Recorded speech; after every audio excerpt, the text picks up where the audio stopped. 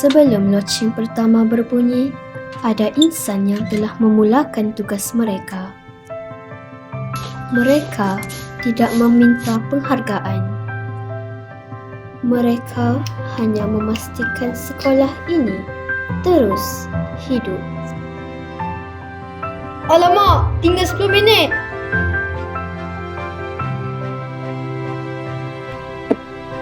Apa? Bayar! Kilo! Selamat pagi, Dek. Aku terlalu sibuk mengejar masa. Cepat, Dek. Semua orang masuk kelas. Sehingga aku tidak sedar siapa yang sentiasa berada di sekelilingku. Baik, dipersilakan pembentang kumpulan pertama.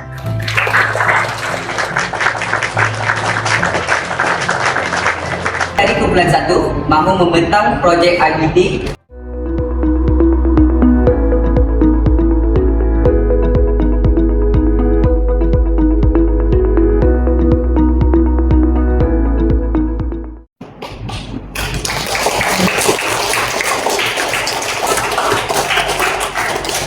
Baik, seterusnya giliran pembentang yang kedua.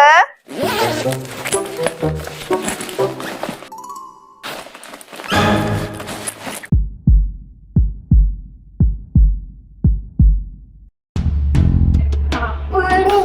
Penat kami tak ada.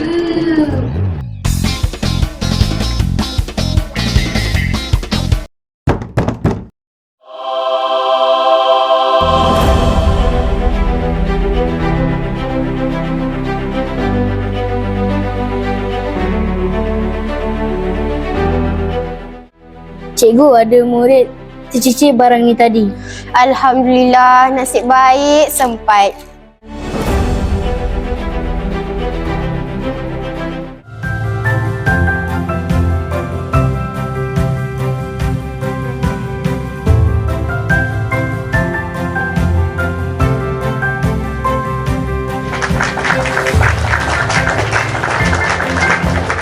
Tahniah.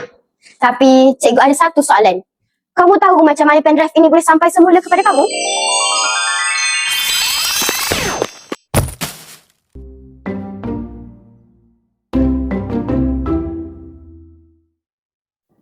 Beg siapa ni?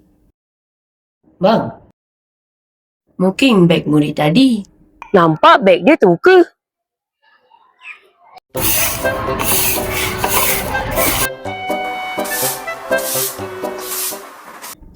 Apa benda ni? Kenapa tu, Kak? Ni ada murid tercicir beg dan pen. Pendrive, Kak. Pendrive. Akak kenal ke murid tu? Tahu namanya? Akmal kalau tersilap nama murid tu. Murid tahun 6 Ehsan. Kenal dia sebab dia selalu beli ayam goreng waktu rehat di sini. Oh, tak apalah. Nanti saya buat pengumuman guna PA sistem sekolah.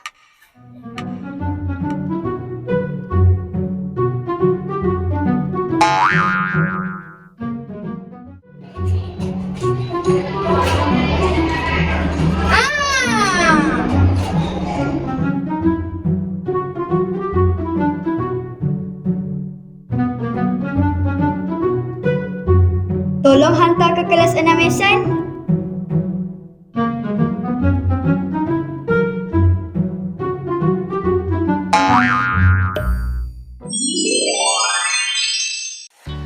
Hari itu barulah aku sedar.